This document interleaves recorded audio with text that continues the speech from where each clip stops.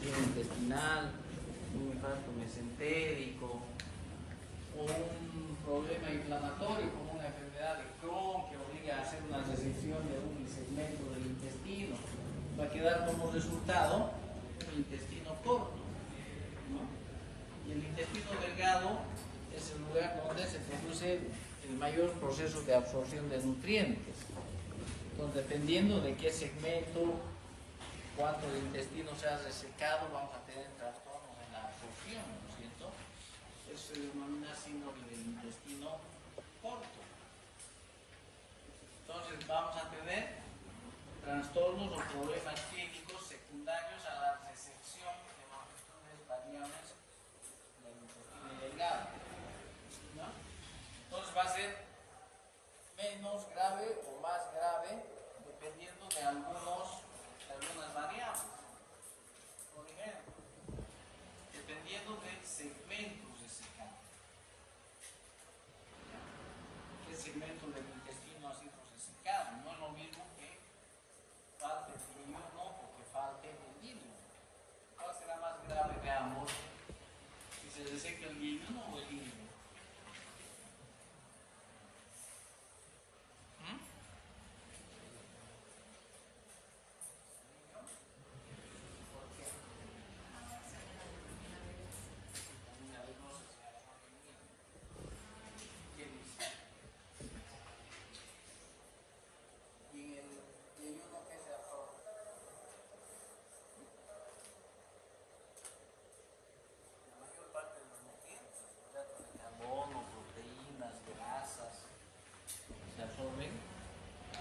El yodo es el segmento más grande del intestino.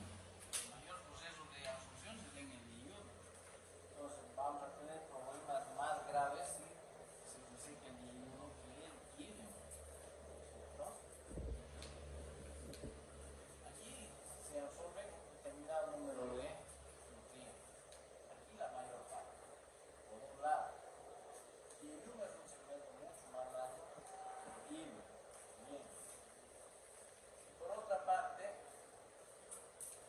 el yeyuno, si se reseca el yeyuno puede reemplazar hasta cierto punto las funciones del ilion. ¿Ya? Pero a su vez no, el ilion no puede reemplazar las funciones del yeyuno. Entonces, ese es otro aspecto. Entonces, la resección del yeyuno es más grave que la resección del ilion por esas dos circunstancias.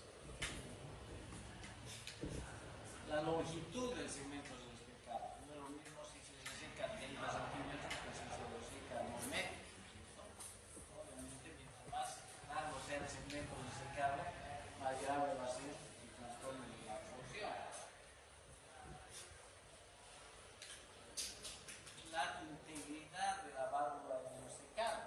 La válvula ileocecal está entre el ilion y el intestino grueso.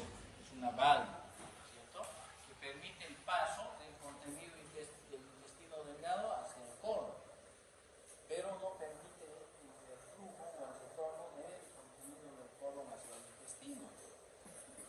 Y eso es importante, ¿por qué? Porque el intestino delgado es estéril, ¿cierto? En cambio, el intestino grueso está lleno de bacterias. Entonces, si se contamina el intestino delgado, se va a infectar, puede producir infección grave por contaminación del intestino grueso delgado.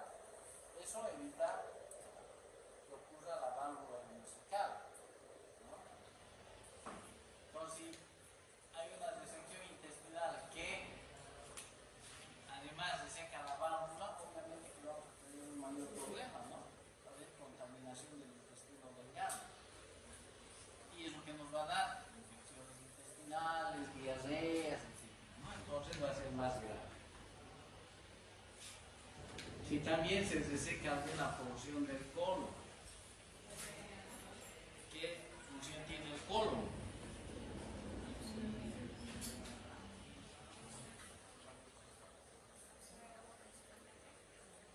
De agua, solamente agua.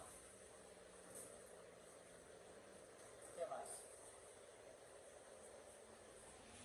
Sales biliares también. Entonces, si se reseca también una porción del colon,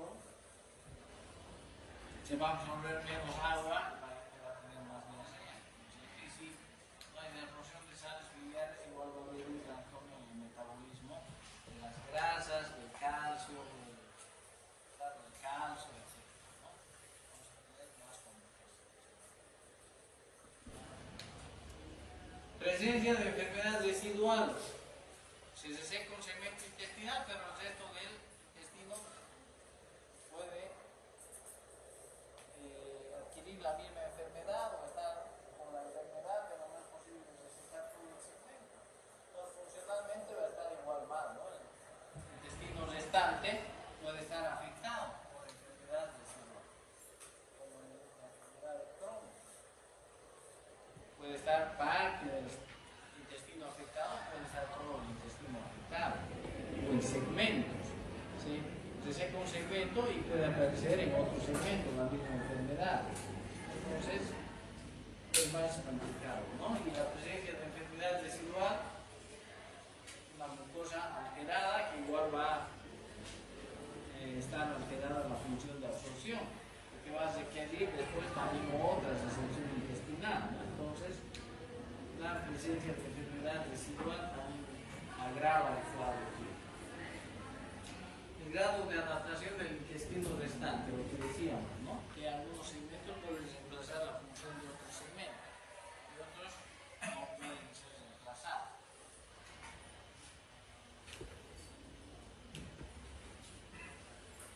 Entonces, va a haber mala absorción. Una manifestación fundamental de la mala absorción es la diarrea. En este caso del intestino corto hay varios mecanismos que agravan la diarrea. Vean ustedes, ausencia de la mucosa intestinal. Mientras más extenso sea el segmento desecado, menos mucosa intestinal para absorción va a haber, ¿no? Por lo tanto, menos absorción de nutrientes que van a pasar sin absorberse y vamos a tener heces abundantes con nutrientes no digeridos, mayor diarrea, ¿no? Falta de mucosa intestinal, de superficie de absorción. Resección del ilio, incluye la válvula ileocecal, hemos dicho, ¿no? Las diarreas van a ser más intensas, más frecuentes por contaminación con bacterias del colon. Falta total de yeyuno, entonces ahí no se va a absorber gran cantidad de nutrientes, ¿no? Y además vean ustedes las sales biliares también que circulan, la circulación biliar va a estimular la secreción de mayor cantidad de líquidos a nivel del colon y más diarrea. Ausencia de válvula ileocecal, ya hemos mencionado. Intolerancia a la lactosa. Entonces, a nivel de yeyuno se secreta también la lactasa, ¿no? Para digerir la lactosa. Y si no hay lactasa, entonces vamos a tener intolerancia a la lactosa. Además, mayor diarrea.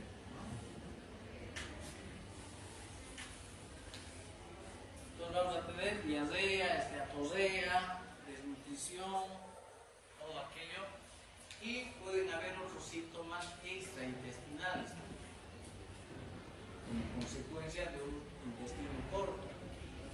Cuando el colon no está afectado, vamos a tener cálculos renales, oxalato de calcio, porque va a haber mayor absorción de calcio.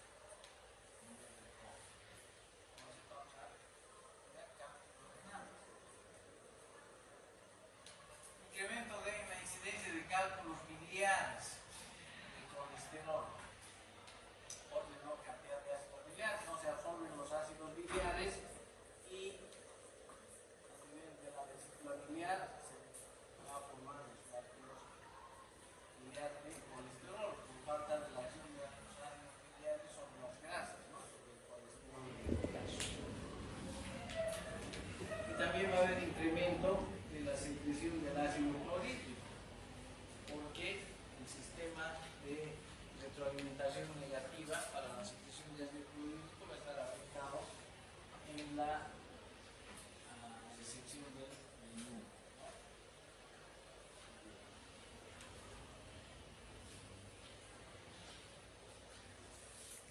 ¿Cuál será el tratamiento entonces? Hay un tratamiento sintomático y un tratamiento definitivo. El sintomático va a depender entonces de la gravedad de los síntomas, de la cantidad de diarrea que tenga el paciente, va a ser sintomático para controlar los síntomas. En este caso la diarrea, ¿no es cierto?, que es el principal síntoma. Entonces hay antidiarreicos de todo tipo que se pueden utilizar, ¿no?, dependiendo del estado del paciente. Desde los opiáceos, vean ustedes, como la codeína, que es un antidiarreico también, reduce la producción de heces, una dieta astringente, todo aquello que va a mejorar, ¿no? En cuanto a la dieta, vean, pobre en grasas, pobre en lactosa y fibra, que son los que aumentan el volumen de las heces fecales y aumentan la diarrea. Entonces, una dieta más rica en carbohidratos.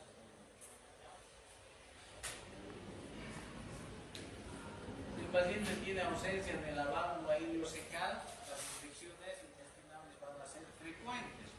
Entonces, en ese caso hay que utilizar antibióticos, ¿no?, para disminuir y evitar la proliferación bacteriana. En el caso de secreción de ácido clorhídrico, la bomba de protones. Dependiendo de qué elementos, microelementos o oligoelementos no se absorben, hay que reponerlos. Vitaminas, folato, cobalamina, calcio, hierro, magnesio, zinc, etc. Entonces hay que reponer estos elementos que no se están absorbiendo. Se puede realizar una nutrición parenteral. Pacientes que no absorben, pero que absorben muy pocos nutrientes. Entonces hay que implementar la nutrición parenteral. Aminoácidos, grasas, hidratos de carbono, vitaminas, minerales por vía parenteral, ¿no? Hay pacientes que viven así, donde se ha resecado gran cantidad de intestino, no hay cómo nutrirlos. Entonces llevan su catéter venoso central implantado con una válvula debajo de la piel. Entonces ahí nomás se coloca la nutrición parenteral y en principio se nutren de esa manera, ¿no? A la larga tiene un pronóstico malo, pero hay nutrición parenteral domiciliaria. El trasplante intestinal está en desarrollo. Y como tratamiento de fondo, bueno, dependiendo de la causa, ¿no? Pero si hay resección del segmento, bueno, prácticamente no hay mucho que hacer. Luego tenemos el síndrome de proliferación bacteriana. Es una proliferación anormal de gérmenes o de bacterias en el intestino delgado, que se da en algunos casos. Vamos a ver en qué casos se da este trastorno. Cursa lo mismo con diarrea, esteatosea, anemia macrocítica principalmente, por mala absorción, ¿no es cierto?, de diversos nutrientes, de grasas y de vitamina B12 principalmente. ¿Dónde se produce la proliferación bacteriana? Hay una proliferación bacteriana a nivel del intestino delgado de gérmenes o de bacterias del colon. Entonces estamos hablando del ilio, ¿no? El ilio es donde habitualmente se produce esta proliferación bacteriana anormal, por vecindad con el colon. Se da en todos aquellos casos o estados en los cuales hay una éstasis en el tránsito intestinal. Normalmente el intestino tiene contracciones peristálticas, ¿no es cierto?, que hacen que progrese el contenido intestinal hacia el colon. Eso es normalmente. Pero este peristaltismo o este tránsito intestinal puede estar alterado y se detiene. Se detiene y eso es una causa para que en ese territorio se produzca una proliferación bacteriana anormal. A eso se denomina éstasis, la detención del tránsito intestinal.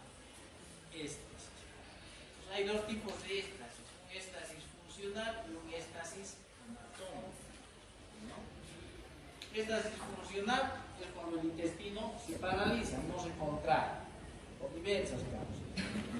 Lo más importante es una neuropatía diabética.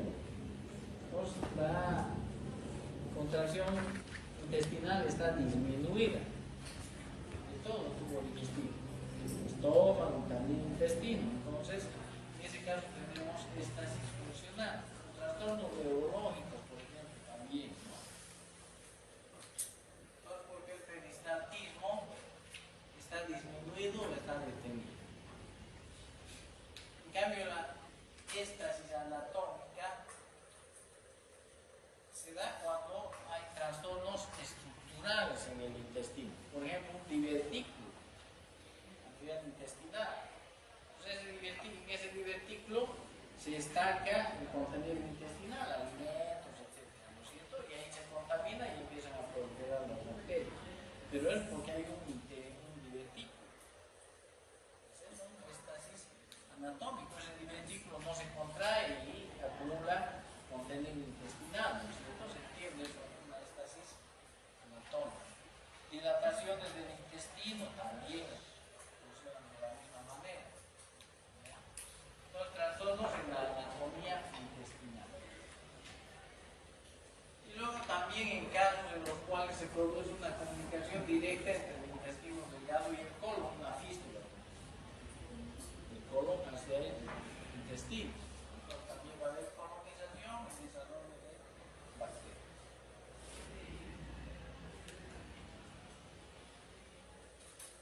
Entonces se produce, hemos dicho, una proliferación de bacterias del colon y del intestino delgado, principalmente Escherichia coli y otros bacterias. ¿Qué ocurre? Estas bacterias que están proliferando a nivel intestinal, que en el ileum principalmente, ¿qué sucede? ¿No? Que se absorben en el ileum vitamina B12, ¿no es cierto? Entonces, ¿qué hacen estas bacterias? Utilizan esa vitamina B12 para su proliferación. Entonces el organismo no tiene ya vitamina B12 para absorber. Ingresa en un estado de deficiencia de vitamina B12, porque da como resultado una anemia macrocítica. Una de las manifestaciones del síndrome de proliferación bacteriana es la anemia macrocítica. Por el consumo de las bacterias de la vitamina B12 ahí en el intestino. Y por el contrario, eliminan ácido fólico. Consumen vitamina B12, pero eliminan ácido fólico. Entonces, estos pacientes que tienen deficiencia de vitamina B12 y ácido fólico normal o aumentado, para diferenciar con otras causas de deficiencia de vitamina B12. Cursa con esteatosea también, ya, porque no se absorben los ácidos biliares a ese nivel. Entonces también va a haber deficiencia en la absorción de grasas. Estas toxinas secretan enterotoxinas que estimulan la secreción de líquido, por lo tanto mayor cantidad de diarrea. Entonces explica las causas de diarrea.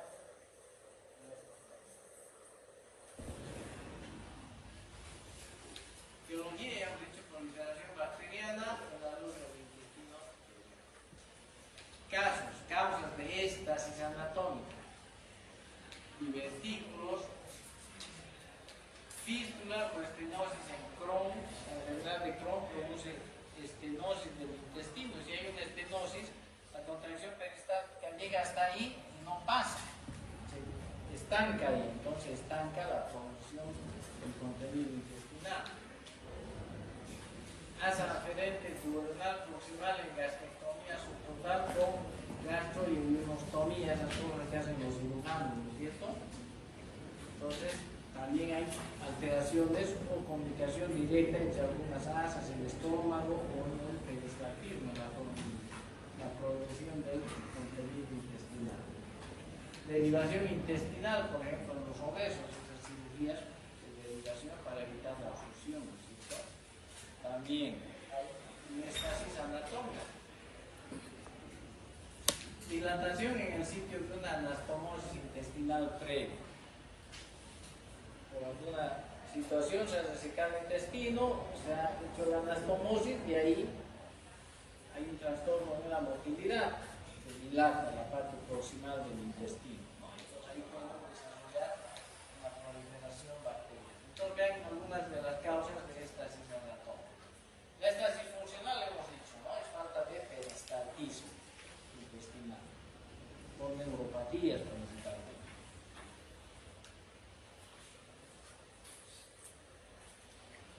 Para el diagnóstico, pacientes con diarrea, con síndrome de mala absorción, ¿no es cierto?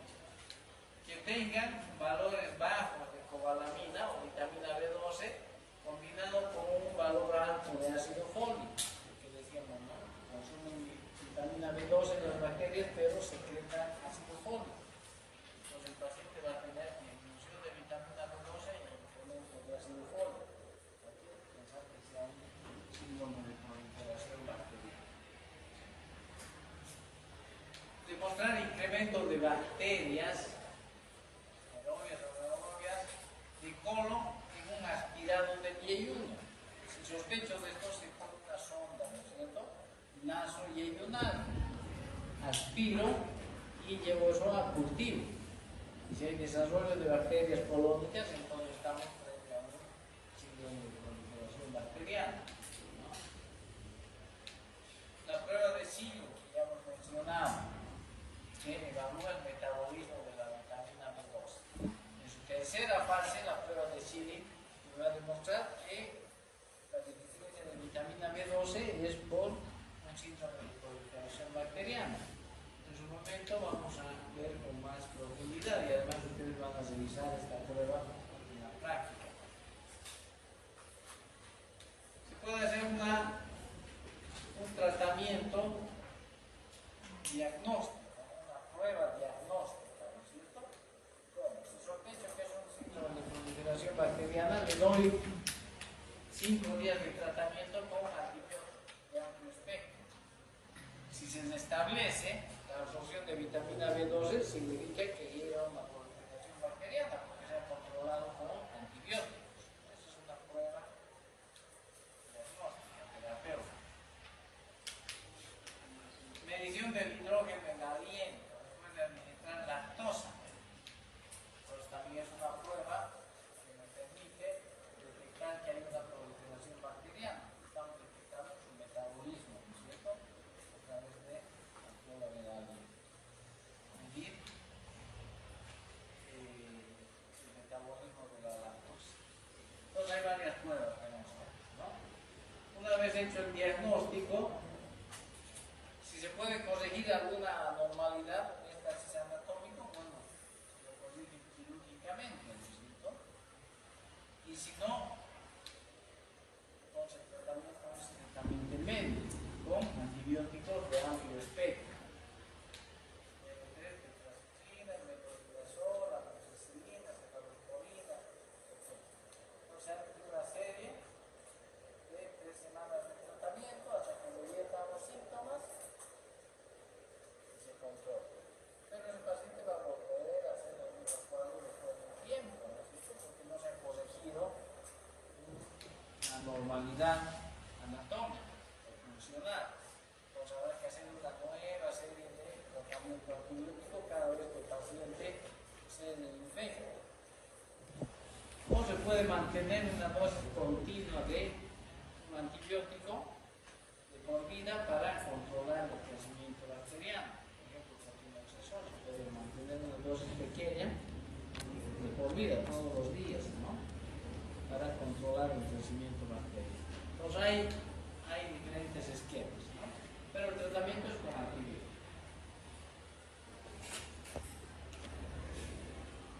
Y finalmente la enfermedad de Wick, que es muy rara, ¿ya?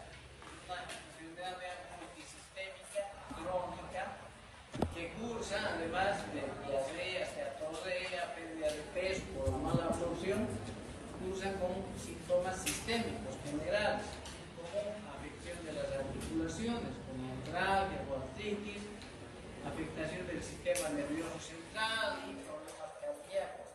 Además de síntomas intestinales, hay síntomas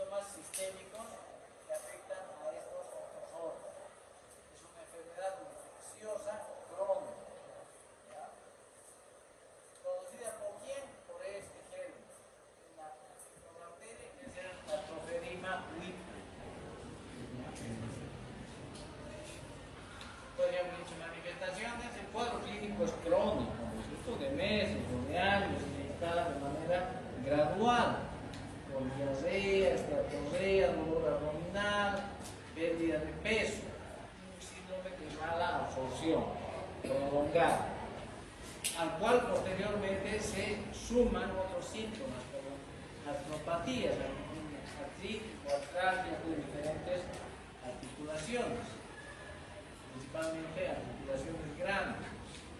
Hay fiebre persistente, se la cataloga como fiebre de origen desconocido a veces. Hay síntomas oftalmológicos en el sistema nervioso central, llegado el paciente incluso a la demencia después de mucho tiempo.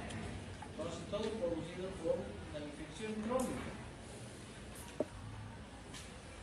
Entonces, hay que pensar en esta enfermedad de pacientes generalmente varones con diarrea y esteatorrea crónica y que no tenga explicación, que no encontré un diagnóstico, no se encuentre la causa.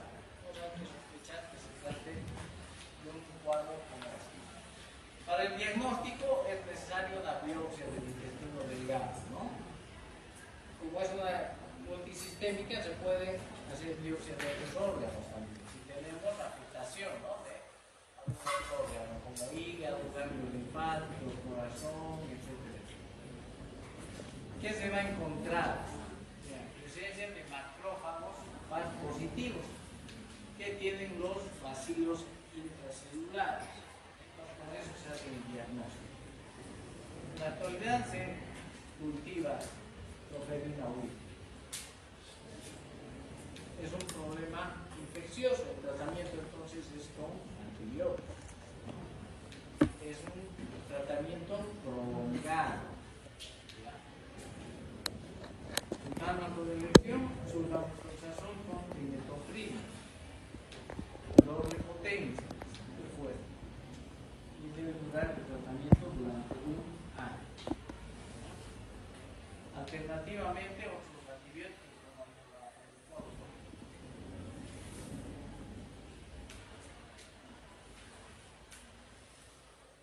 como bueno, tenemos la enteropatía con pérdida de proteínas.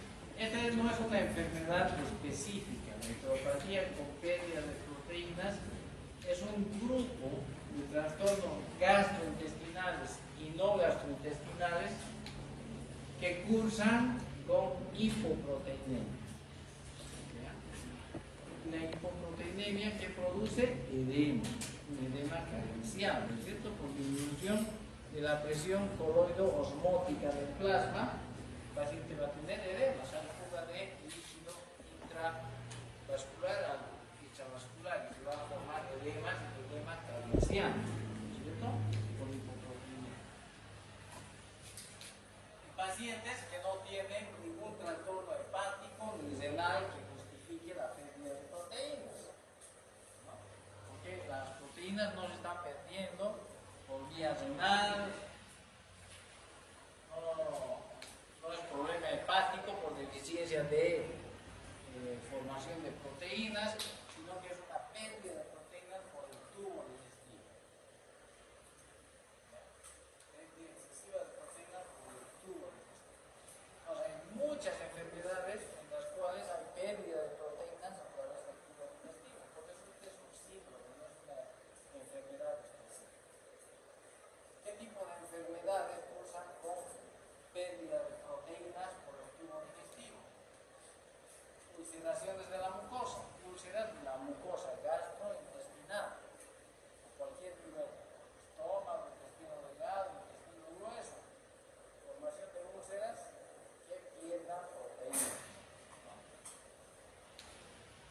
La colitis ulcerosa, cáncer de diferente nivel, úlcera péptica, también úlceras múltiples, grandes úlceras pépticas, que a través de la lesión pierden proteínas, ¿no? Cualquier tipo de ulceración. Otros casos en los cuales la mucosa gastrointestinal no está ulcerada, pero tiene lesiones que ocasionan una alteración en la permeabilidad de la mucosa y hay pérdida de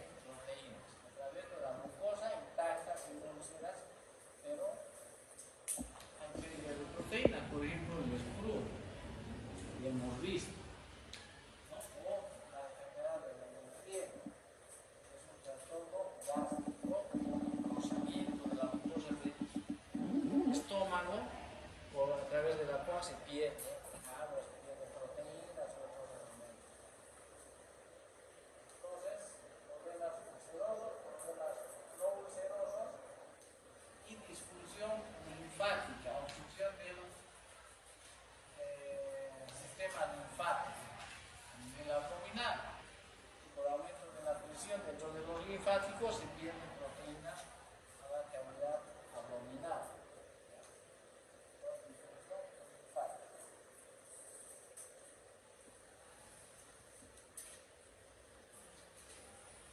¿Qué vamos a tener en la clínica? Paciente con edemas, edema carencial. ¿Qué características tiene el edema carencial? El edema se produce en diferentes enfermedades, ¿no es cierto? Insuficiencia cardíaca, insuficiencia renal, insuficiencia hepática, hipoproteinemia también. Y es diferente el edema en cada una de estas enfermedades, no es igual. Por ejemplo, el edema cardíaco, biológicamente, es un edema que aparece vespertino, ¿no es cierto? El paciente amanece deshinchado y con el transcurso del día se va edematizando y en la tarde está con un edema importante. En la tarde ya no le entra el zapato, ¿no es cierto? En la mañana ya amanece deshinchado.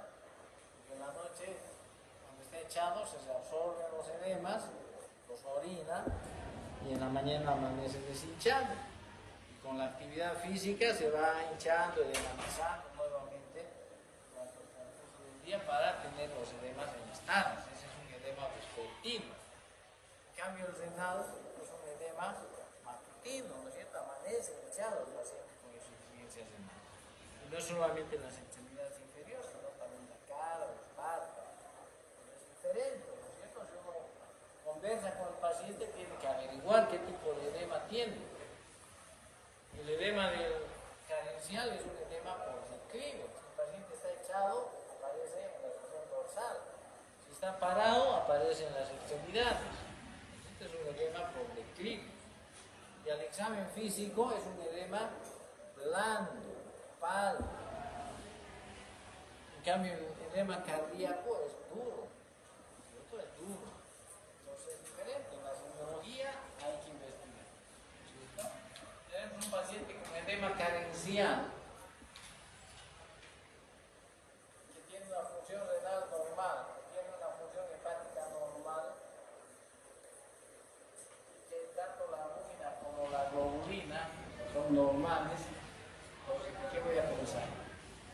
Perdón, que la albúmina y la globulina están disminuidas, es que está perdiendo tanto albúmina como globulina, ¿no?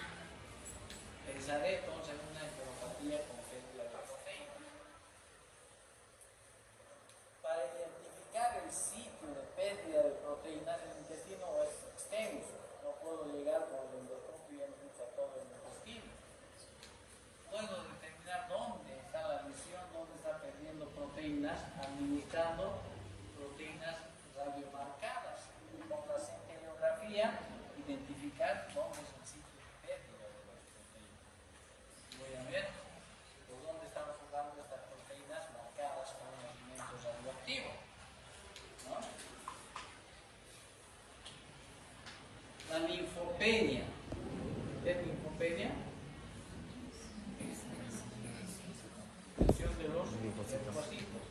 El paciente hipoproteinémico sugiere incrementos de pérdida de proteínas por el tubo gastrointestinal. Es un dato del hemograma. Puede orientar, ¿no? Puede sugerir. Determinado el diagnóstico, si se puede resolver la causa, la pérdida de proteínas, ese es el tratamiento. Si es un paciente que tiene úlceras múltiples, haré un tratamiento para las úlceras. Si tiene una enfermedad de Crohn que cursa con ulceraciones múltiples del intestino, haré un tratamiento antiinflamatorio, con corticoides, etcétera, o una resección intestinal, dependiendo. Con eso se resuelve, ¿no es cierto?, la pérdida de las proteínas. Si es un cáncer que se puede tratar, lo mismo. Entonces, el tratamiento está dirigido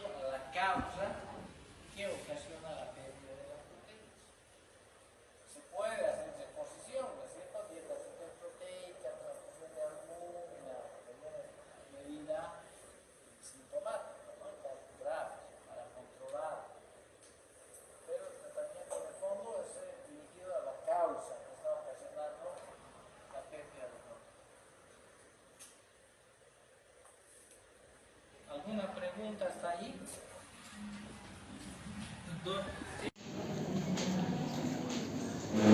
¿De qué estamos hablando cuando hablamos de la enfermedad inflamatoria intestinal? ¿De qué patologías? ¿Cuál? Enfermedad de Crohn y la colitis ulcerosa, ¿no es cierto? Estamos hablando de dos trastornos cuando hablamos de enfermedad inflamatoria intestinal crónica. Como su nombre dice, ¿no? Enfermedad inflamatoria intestinal crónica, proceso crónico que cursa con inflamación del intestino delgado o del intestino grueso. Y son dos patologías, la colitis ulcerosa y la enfermedad de Crohn. Las dos están en este grupo, ¿no es cierto? ¿Por qué están las dos? Porque ambas comparten aspectos etiológicos,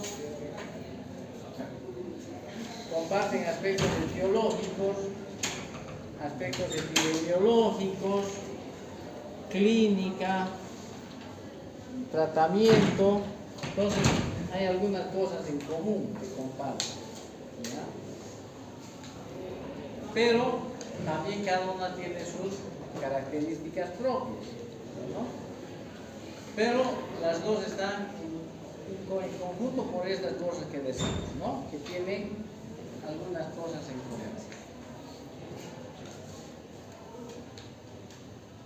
Ambas, vean, son un trastorno inmunitario crónico, es un trastorno autoinmune. En cuanto a la epidemiología, vean ustedes, la máxima frecuencia se encuentra en Europa, en el Reino Unido y Norteamérica, y menos en la parte sur del hemisferio. La incidencia de colitis ulcerosa de 2.2 a 14.3 por cada 100.000 habitantes. De la enfermedad de Crohn, 3.1 a 14.6 por 100.000 habitantes. Más o menos similar, ¿no es cierto? La incidencia es similar de ambas enfermedades. En Europa, colitis ulcerosa 1.5 y 20 por 100.000. La enfermedad de Crohn 0.7 a 9.8. Entonces varía un poco entre Europa y Norteamérica, ¿no?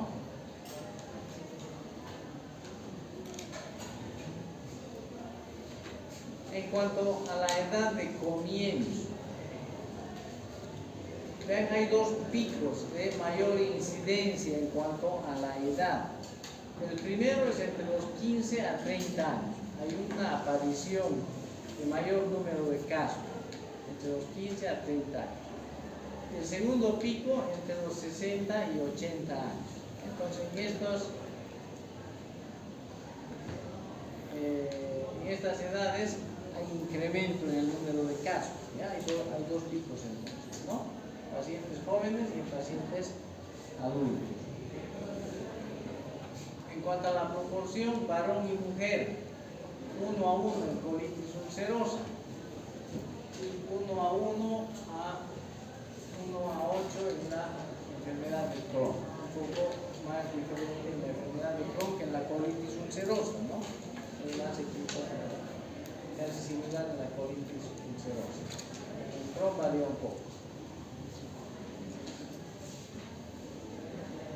En cuanto a, seguimos en la parte epidemiológica, ¿no? Aquí tenemos la colitis ulcerosa y aquí la enfermedad de Crohn. Incidencia ya hemos visto, ¿no es cierto? La incidencia. La edad de inicio ya hemos dicho, ¿no? Etnicidad. El grupo étnico que más casos tiene son los judíos. ¿Ya? Mayor frecuencia, mayor incidencia en los judíos. Luego los caucásicos no judíos, luego los estadounidenses de raza negra, luego estadounidenses de origen hispánico, y los que menos incidencia tienen son los asiáticos, en cuanto a raza, ¿sí? Está distribuido. Relación varón-mujer, ya hemos visto 1.1 colitis ulcerosa, 1.1 a 1.8 en la enfermedad de Crohn. Bien, el tabaquismo tiene alguna relación en este caso. El tabaquismo puede ocasionar la enfermedad de Crohn. Entonces, está relacionado el tabaco con la aparición de la enfermedad de Crohn. En cambio, ya se ha visto que los pacientes que fuman tienen menos incidencia de colitis ulcerosa. Entonces, aquí como que el tabaquismo previene la colitis ulcerosa. En cambio, ocasiona la enfermedad de Crohn. Anticonceptivos orales también. Vean, hay una diferencia. Para la colitis ulcerosa no aumenta el riesgo. En cambio, en la enfermedad de Crohn sí aumenta las probabilidades en un porcentaje, ¿no? Los anticonceptivos. Lo mismo la apendicectomía. Es protectora para la colitis ulcerosa. En cambio, no es protectora para la enfermedad de Crohn, ¿no? Los gemelos monocigóticos. En la colitis ulcerosa hay 6% de concordancia. En la enfermedad de Crohn, 58% de concordancia. Entonces aquí hay claramente una relación genética, ¿no?, de la enfermedad. En la enfermedad de Crohn, porque los gemelos monocigóticos tienen mayor concordancia. En cambio, los disigóticos tienen menos concordancia, ¿no? Está mostrando que hay una causa genética de fondo.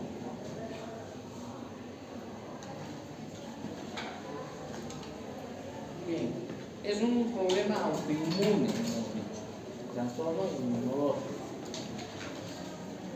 Entonces, en unas personas con predisposición genética, estas, ¿no es cierto?, tienen una predisposición genética.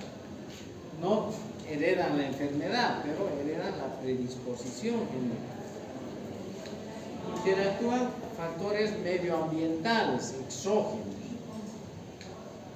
En este caso, ¿cuál es ese factor medioambiental, ese factor exógeno? La microbiota intestinal. Todos tenemos una microbiota intestinal normal, ¿no es cierto? Pero para estos pacientes con esta predisposición genética, esta microbiótica actúa como un predisponente, un gatillador para desencadenar una reacción inmunológica. ¿Ya? Desencadena una reacción inmunológica con formación de anticuerpos que van a actuar sobre distintos tejidos, organismos o células del organismo, ¿no? Entonces, una composición endógena del hospedador que actúa sobre la barrera del epitelio intestinal, está en relación, en contacto con el epitelio intestinal durante toda la vida, ¿no es cierto?, hasta originar un estado crónico de mala regulación de la función inmunitaria de la mucosa, modificada por algunos factores ambientales como el tabaquismo, etcétera, etcétera. Entonces, normalmente hay una microbiota intestinal que tiende a desarrollarse, a proliferarse, ¿no es cierto?, pero el sistema inmune del organismo está controlando aquello y hay una interrelación entre los patógenos o los microbios intestinales del organismo, ¿no es cierto?, que se hace saprófita y hasta simbiótica, ¿no es cierto? Pero ¿por qué no proliferan esos microorganismos? Porque el organismo, el sistema inmune del organismo los está controlando permanentemente. Entonces hay una respuesta del organismo anormal en este caso, exagerada, contra esos microorganismos, y empieza a formar defensas, anticuerpos contra esos organismos. Y estos anticuerpos, por reacción cruzada, empiezan a atacar tejidos del mismo organismo. ¿Ya? Entonces hay una disregulación inmunitaria de la mucosa, una disfunción inmunitaria de la mucosa que va a provocar la aparición de los síntomas. ¿Ya? Entonces esto hay que revisarlo con más detalle, ¿no? Para ver cómo es el mecanismo. No está demostrado qué gérmenes, todo aquello, ¿no? Pero se habla en general de la microbiota.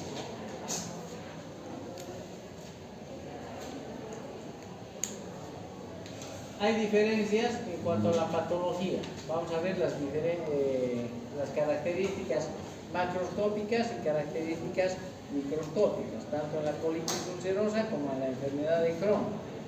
Vamos a ver primero las características macroscópicas en la colitis ulcerosa. Trastornos grandes, ¿no? Que se pueden ver. Vean ustedes. La enfermedad de la colitis ulcerosa abarca el recto, empieza en el recto y se extiende en sentido proximal hasta afectar todo o parte del colon. Entonces, la colitis ulcerosa inicia un proceso en el recto y de ahí se va a extender al resto del colon de manera proximal. Puede comprometer todo el colon, o puede comprometer una parte nada más, pero se queda en colon, no afecta al intestino delgado, solo afecta al colon, por eso es colitis ulcerosa. ¿Ya? De esto, el 40-50% de los pacientes, el proceso inflamatorio se circunscribe a recto y recto sigmoides. Entonces vean, la mitad de los pacientes solo van a tener enfermedad del recto o del recto sigmoides. Hasta ahí, la mayoría de los pacientes, ¿no es cierto? El mayor número. El 30-40% de los pacientes va a tener una enfermedad que rebasa al sigmoides, pero no abarca a todo el colon. Ya puede abarcar hasta el colon ascendente, parte del colon transverso, pero no todo el colon. Y en cambio un 20%, que son el menor número, un 20% va a tener una enfermedad que afecte a todo el colon. Va a haber una pancolitis.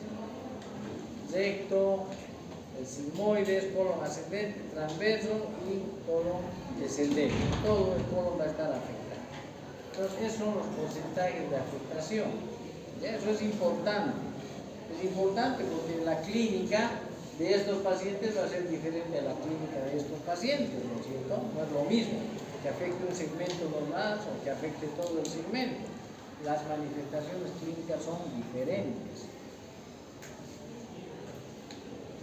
La propagación proximal, la propagación del recto sigmoide al resto del colon, ocurre por continuidad. Va avanzando la enfermedad por continuidad, sin que haya zonas de mucosa indemne. Va tomando lo que va a tomar, sin dejar zonas sanas.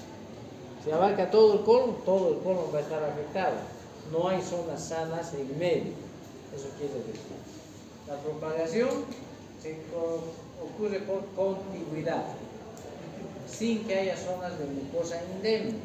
Y eso es importante, porque la enfermedad de Crohn también puede afectar el colon. Puede ser muy parecida a la colitis ulcerosa.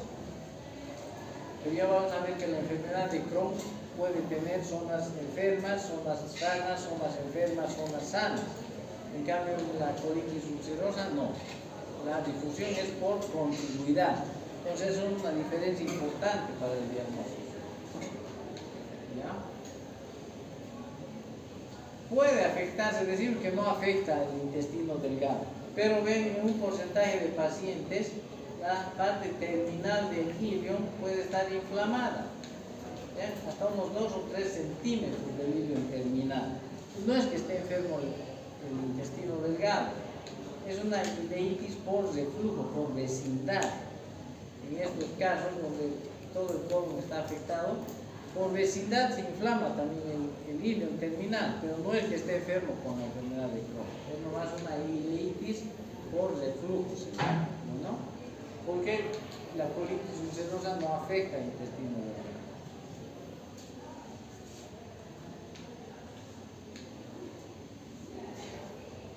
A la colonoscopía, si hacemos una colonoscopía, ¿cómo vamos a ver la mucosa del colon?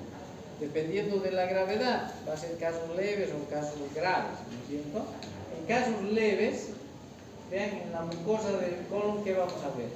Eritema y una superficie granulosa, como papel de lija. Ya, ese aspecto va a tener la mucosa del colon cuando es un proceso leve. O una enfermedad más grave, la mucosa va a estar no solamente eritematosa, sino que va a estar hemorrágica, edematosa y con presencia de úlceras. Entonces es un estadio más grave, ¿no? Una enfermedad grave. En una enfermedad prolongada, que ya tiene meses o años, vamos a ver presencia de pólipos inflamatorios o pseudopólipos, no son pólipos verdaderos, es nomás una cicatrización de las úlceras que se cicatrizan en forma de pólipos, no son pólipos verdaderos, ¿ya? Entonces vamos a tener los pseudopólipos. Una regeneración epitelial con mucosa atrófica y todo el colon va a cicatrizar acortándose, ¿no? Como la mucosa tenía úlceras, estas cicatrizan, entonces acortan la superficie del colon, la estrechan, la deforman, etc.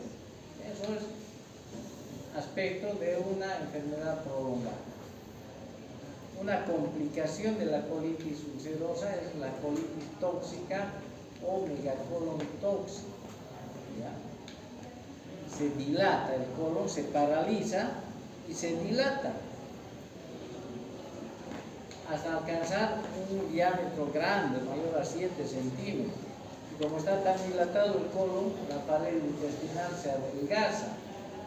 La mucosa tiene severas ulceraciones y este colon se puede perforar. Y vamos a tener una peritonitis, ¿no es cierto? Es una complicación grave, la mortalidad es alta en la colitis tóxica o megacolon tóxica. Entonces la mortalidad es alta. Es una complicación de la colitis ulcerosa. Una pieza, ¿no?, de un colon.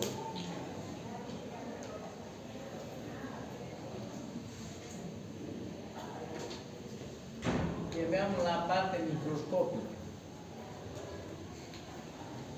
Vean, en la colitis ulcerosa el proceso inflamatorio se circunscribe a la mucosa y submucosa, nada más.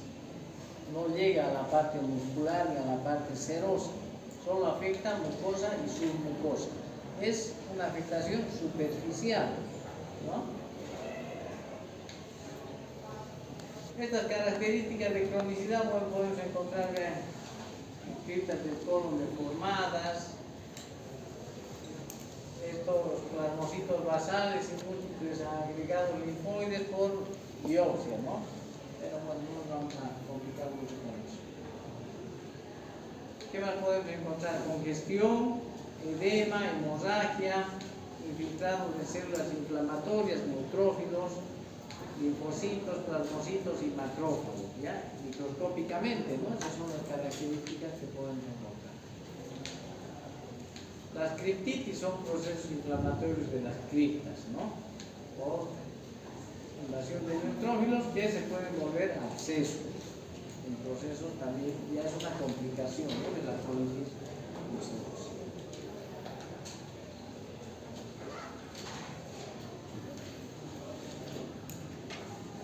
Ya vamos a quedar ahí para que vean cómo es la parte de colitis ulcerosa. La siguiente clase vemos